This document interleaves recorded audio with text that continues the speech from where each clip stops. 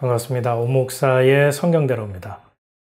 한동안 내려놓음이란 말이 크게 붐을 이룬 적이 있었죠. 삶을 내려놓음, 마음을 내려놓음, 모두 내려놓음, 다 내려놓음, 더 내려놓음, 삶을 비우고 마음을 비우고 나를 비운다. 이 아름다운 말에 기독교인이건 아니건 많은 사람들이 공감하고 감동했던 것을 기억합니다. 뿐만 아니라 이 말을 삶에서 실천해 보려고 애쓰는 모습도 보았습니다. 그런데 내려놓음이 정말 가능할까요? 몇몇 아는 지인들끼리 이것에 대해서 토론할 기회가 있었습니다. 물론 다들 내놓으라 하는 그런 경력과 경험이 빵빵한 그런 분들이었죠.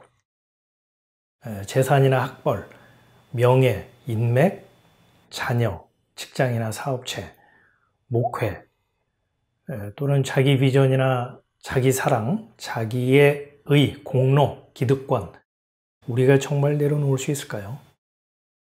쉽지 않지만은 기도하면서 성령의 인도하심을 바라고 노력을 한다면 가능하다, 못할 것도 없다 이렇게 주장하는 사람과 내려놓음이라고 하는 것은 다른 형태의 자기의를 쌓는 꼼수로 작용할 수 있다. 이런 부정적인 주장이 팽팽하게 맞섰습니다. 내려놓음의 가능성에 무게를 두고 있는 사람들의 입장은 이렇습니다. 돈 많은 부자들 가운데 자기 재산을 사회에 환원하는 사람도 있지 않느냐. 또 오른손이 하는 것을 왼손이 모르게 기부하는 기부천사들도 있고, 어떤 사람은 근검절약에서 모은 피 같은 재산이지만은 장학재단이나 구호단체 등에 쾌척하는 미담도 실제한다.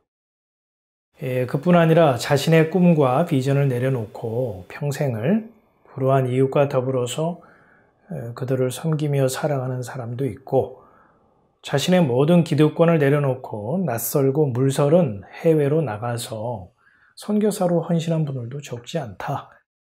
이 내려놓음을 꼼수니 노림수가 있는 가식이니 이런 말로 사람의 진심을 깎아내리는 것은 신자로서 성숙한 태도가 아니라 속이 베베 꼬인 삐뚤어진 생각이다. 듣고 보니 자기의 이익보다 다른 사람을 더 생각해주는 선한 잠재력, 그렇죠? 이타적 가능성에 박수를 쳐야 할 것 같은데요. 사람이 꽃보다 아름다워, 이런 노랫말이 생각이 나네요. 자, 다른 한편의 의견도 들어볼까요?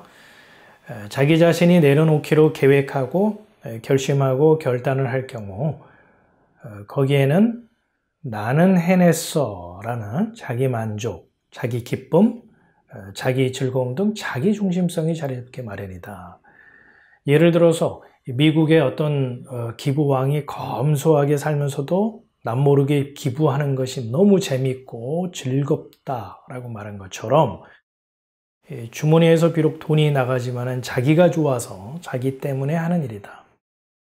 또 다른 예를 들자면 거린이나 노숙자 등 자기보다 못한 처지에 있는 사람을 보고서 지나쳐가려는 발길을 돌려 도움의 손길을 베풀게 되면 누가 칭찬하지 않더라도 자기 마음이 편하고 또 할 도리 다 했다 이런 떳떳함이 찾아오지 않는가? 다시 말해서 내려놓음은 자기 즐거움, 자기 위안이라는 심리적 보상이 주어지기 때문에 가능한 것이다. 베드로가 예수님에게 우리는 모든 것을 버리고 주님을 따랐으니 주님 무엇을 받겠습니까? 라고 물었던 것처럼 사람은 내려놓은 만큼 더 내려놓은 만큼 유형의 것이든 무형의 것이든 그에 따른 보상을 기대한다. 만일 내려놓을 때마다 더 내려놓을수록 자존심이 상하고 기분이 더럽고 수치심마저 든다면 절대 할 수 없을 거다. 이 내려놓음이 죽기보다 싫다면 내려놓고 싶어도 할 수 없고, 주변에서 아무리 등을 떠민다 하더라도 사람은 내려놓지 않는다. 말이 끝나기가 무섭게요. 상대편에서 반론을 펼쳤습니다.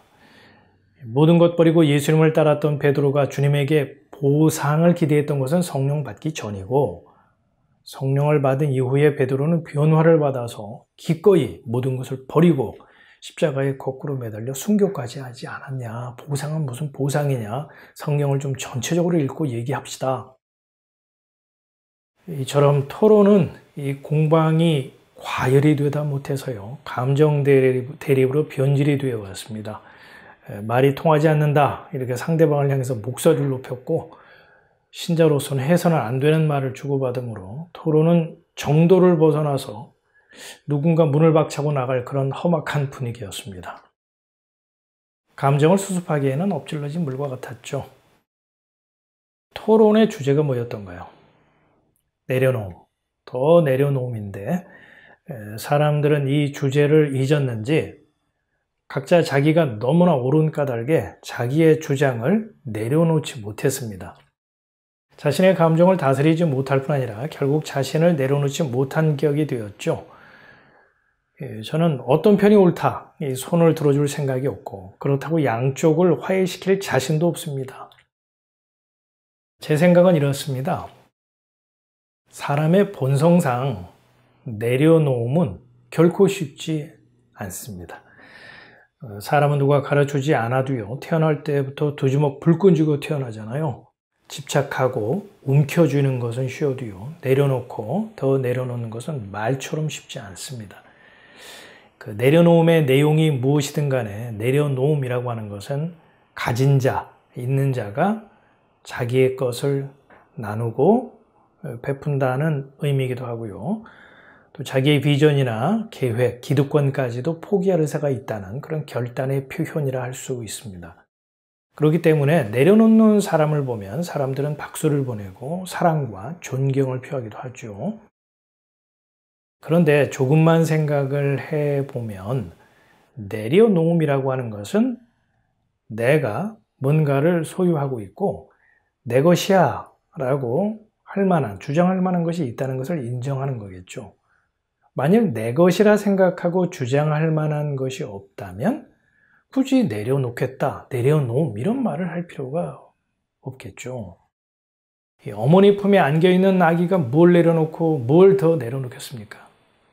또 남편의 사랑과 보호라고 하는 남편의 그늘에서 살아가는 아내가 뭘 내려놓겠다, 더 내려놓겠다 라고 한다면 웃음꼴이죠. 나무에 붙어있는 나뭇가지가 나무로부터 생명을 공급받잖아요. 근데 나뭇가지가 내가 이제부터 뭘 내려놓겠어, 뭘 더 내려놓겠어 라고 한다면 그건 자기 주제를 모르는 거죠. 사도 바울의 얘기를 좀 들어볼까요? 우리는 살아도 주님을 위해 살고 죽어도 주님을 위해 죽습니다. 그러므로 사나 죽으나 우리는 주님의 것입니다. 여러분이 가진 것 중에 하나님에게 받지 않은 것이 무엇입니까? 여러분이 가진 것이 하나님에게 받은 것이라면 어째서 받지 않은 것처럼 자랑합니까? 이 성도는 예수님이 당신의 핏값을 주고 산 주님의 소유고 주님의 것이다, 이렇게 바울은 증거하고 있죠. 그리고 주님의 소유된 자라면 하나님께로부터 받지 않은 것이 없다, 이렇게 말씀을 하고 있습니다. 자, 그렇다면 성도는 내 것이야 라고 주장할 만한 것이 없다는 말인데요, 뭘 내려놓고 뭘 더 내려놓겠다 할 수 있겠습니까? 내려놓겠다 라고 하는 것은 내 것, 내 소유라고 주장할 만한 것이 나에게 있다 라고 생각하기 때문에 하는 말 아닌가요? 저는 사도 바울의 말을 인용을 해서요, 내려놓았다, 더 내려놓았다 라고 하는 사람들을 비난하려는 것이 아닙니다. 내려놓음, 더 내려놓음은 자신을 비우고 하나님의 뜻을 따르겠다는 겸손과 자기 포기의 신앙적인 태도 같지만은 사도 바울의 말씀과 비춰볼 때 과연 그게 성경과 코드가 맞는 말인가 질문하게 된다는 거죠. 예수님의 입장은 어떤가요? 예수님은 성도들에게 좀 내려놔, 제발 좀 더 내려놔 봐, 이렇게 내려놓을 것을 촉구하고 있을까요? 내 안에 거하라, 나도 너희 안에 거하리라. 가지가 포도나무에 붙어있지 아니하면 절로 과실을 맺을 수 없음 같이 너희도 내 안에 있지 아니하면 그러하리라. 나는 포도나무요 너희는 가지니 저가 내 안에 내가 저 안에 있으면 이 사람은 과실을 많이 맺나니 나를 떠나서는 너희가 아무것도 할 수 없음이라. 예수님은 나무와 가지의 비유를 통해서 내 안에 거하라 이렇게 말씀을 하시네요. 내 안에 거하라는 말씀은 성도는 예수님과 분리된 별개의 이 독립된 개체가 아니라 예수님과 은혜의 관계로 연합된 그런 존재임을 의미하죠. 다시 말해서 예수님의 소유된 백성인 성도는 몸과 지체처럼 한 몸의 관계라는 점을 강조하고 있습니다.